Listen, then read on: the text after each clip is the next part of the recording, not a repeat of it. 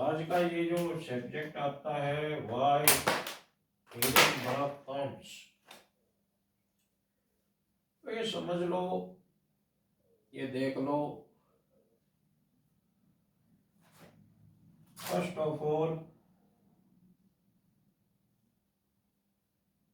Hindenburg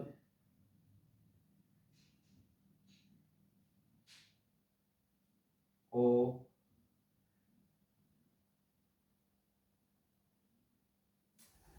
क्यों आना पड़ा,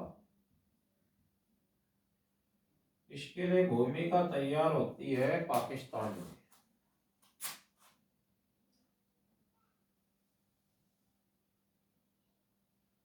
अडानी जी जो है पाकिस्तान के एयरपोर्ट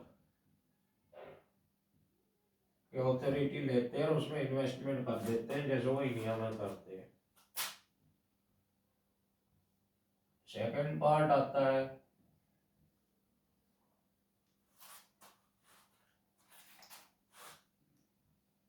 पाकिस्तान मुल्लों की सरकार है,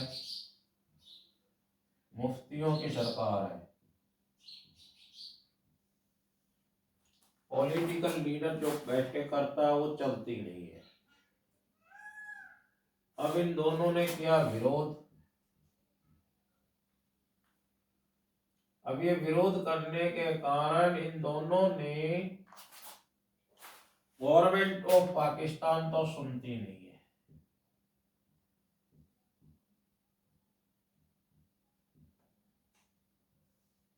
तो काम को कैसे अंजाम दिया जाए, और पाकिस्तान जो भी खुराफात करता है उसका फाइनेंस सऊदी अरब से होता है। अरब देश कह दो, जकात कह दो, कुछ भी कह दो। ये मूतने भी जाएंगे तो पहले अरब वालों से ये पूछेंगे मेरे को टॉयलेट आया है तो बाथरूम कहाँ है ये बता दे, और मेरे कितना करके आना है ये भी बता देना। ये आता है नंबर 3, दुबई, अरब, सऊदी प्रिंस।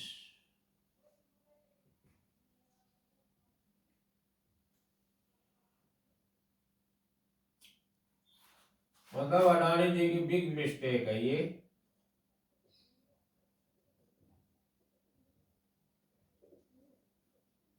जो इन्हें पाकिस्तान में इन्वेस्टमेंट किया, गवर्नमेंट ने इनको एयरपोर्ट दे दिए चलाने के लिए, जो भी इन्वेस्टमेंट करा मुल्लों को पसंद नहीं आया, उन्होंने सऊदी प्रिंस को कांटेक्ट किया। अब सऊदी प्रिंस क्या कहेगा, भाई मेरी इतनी बड़ी हैसियत नहीं है, मैं अंबानी जी अडानी जी जो भारत के बड़े बड़े हैं हाथ डाल सकूं। ये भागा भागा जाता है नंबर 4। आपको बता दूं, अमेरिका बार्डेन के पास। और मिस्टर बार्डेन कौन है? जिहादियों के लवर, इंडियन, दूसरा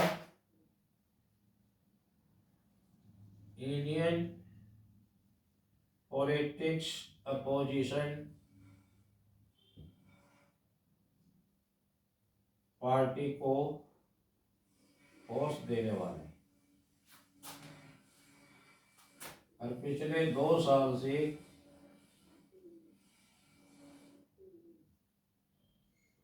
राहुल गांधी का मुद्दा है अंबानी और अडानी।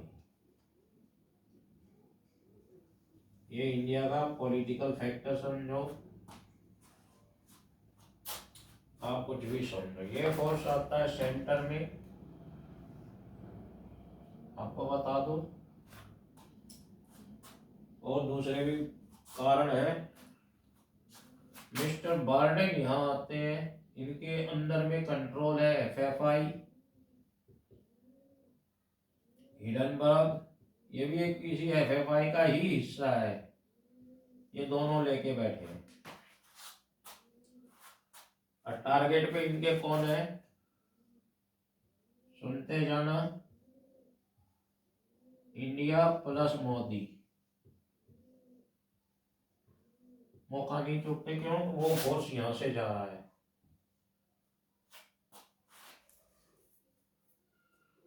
अब बाइडेन साहब सीधा काम तो करेंगे नहीं। ये देख लो, ईडनबर्ग को आना पड़ा, अंबानी जी ने पाकिस्तान के एयरपोर्ट वगैरह में इन्वेस्टमेंट शुरू करना चालू, ये बड़ी मिस्टेक हुई। फिर ये देख लो, पाकिस्तान के मुल्लों की सरकार है, गवर्नमेंट ऑन प्लेटफॉर्म विरोध नहीं कर सकती। मुल्लों जो है सरकार में भी है और बाहर भी है, उनके सबसे बड़े बिग ब्रदर है ये।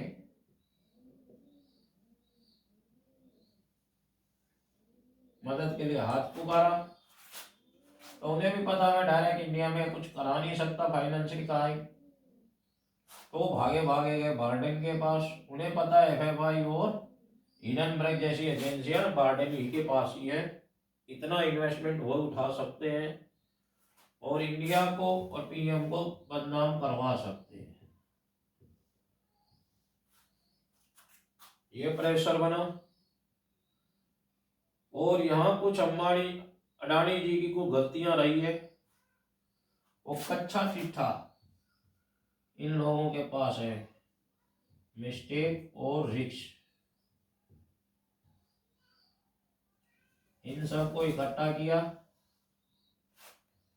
और उसको लेके आए यहाँ। इनका कोलैबोरेशन हो गया, दोनों का मर्जर हुआ यहाँ पर। इनने का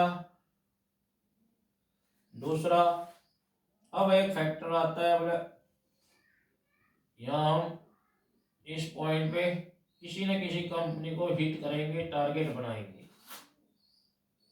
ये मैं आपको सामने देखती पिक्चर बता रहा हूँ, और आज ही इनके रिपोर्ट देखते हुए ऐसा लगता है 3 साल से तैयारी में, लास्ट 3 years।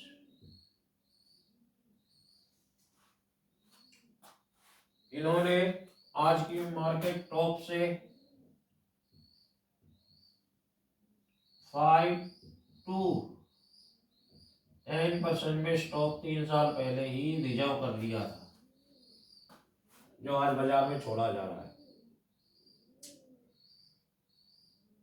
अब इसके बाद इनके पास पहले से तैयारी थी, मौका ढूंढ रहे थे कब करना चाहिए, क्योंकि सबसे बड़ा कारण होता है कोई देश की सरकार, अगला इलेक्शन कब आ रहा है, पिछला इलेक्शन कब गया, इस टाइम उस देश की कंडीशन क्या है, कौन पॉलिटिकल आदमी है जो देश को चला रहा है, देश को कैसे हिलाया जाए, या विदेशों से जो इन्वेस्टमेंट आ रहा है उन इन्वेस्टरों को कैसे हटा दिया जाए। अब इस अटैक से क्या क्या लॉस होंगे, नंबर 1,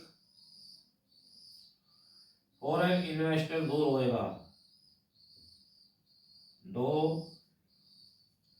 लोकल इन्वेस्टर की पिटाई होगी, 3, देखते जाओ, वर्ल्ड में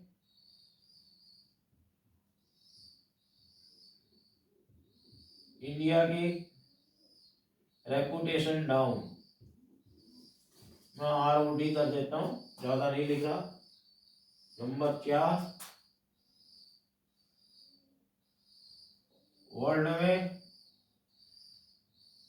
पाकिस्तान कहेगा आओ करो इन्वेस्टमेंट मेरे अंदर इंडिया वालों, मैं इको का इलाज करवाता हूँ। ये 4 फैक्टर तो मेरे को दिख रहे हैं जो मैं आपसे बता रहा हूँ, और कोई होंगे तो आप लोग सोच लेना। अब इनने कंपनी को किसको टारगेट किया, अडानी जी को।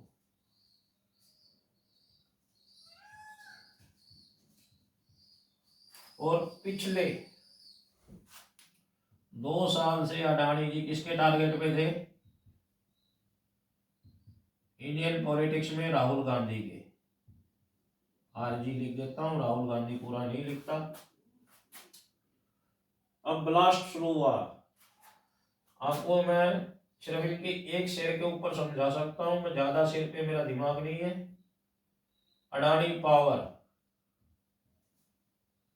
430 रुपये गया था, आज 170 है, कुल मिला के 260 का घाटा हुआ है। सोच सकते हो। और जिस शेयर में 6 से 7 लाख का वॉल्यूम था, एक दिन में 850 लाख का वॉल्यूम आ जाता है, परंतु प्राइस 172 रुपया समथिंग रही है। आप सोच सकते हो कितना बड़ा गेम खेला गया। वो यहाँ से ये सब समीकरण मिले, इधर से ये मिले। अब कुछ कंपनी की क्या होती है कि कंपनी कोई भी कर्ज देती है, टाइम पे नहीं दे पा रही है, प्रोडक्शन कम हो रहा है, या कोई भी अंदरूनी फैक्टर है, कमजोर हो रही है किसी कारण से, या उसको फंड राइज नहीं कर पा रही है, फंड की जरूरत है, वो सब हिस्ट्री यहाँ तैयार रखते हैं ये लोग। मैंने 3 साल इसलिए बताया कि अडानी की रेट 3 साल पहले जो शेयर बाजार में होंगे उन्हें पता है क्या थे। यदि उस टाइम इनने अडानी जी के अडानी पावर ही लगा लीजिए इस वाले शेयर में, यदि 10 करोड़ शेयर भी खरीद लिए, यानी हो गए 1000 लाख शेयर, मतलब ये 850 डिलीवरी आई है और 430 से गेम खेली जा रही थी, यहां से गेम शुरू हुई थी। ये पिछले लगभग 2 से 3 महीने हो गए गेम को चलते हुए, और आज ये हाल हुआ है। मान लो तब वो 20, 25, 30 रुपए का लिया है उसने, और छोड़ा कितना है 430 के ऊपर, मतलब 400 रुपया नेट एक शेयर की प्रॉफिट के साथ वो गेम बजा रहा है। फाइनेंशियली उसको कोई लॉस नहीं है, वो पूरी तैयारी 3 साल से कर रहा है। उसको सपोर्ट किसका है?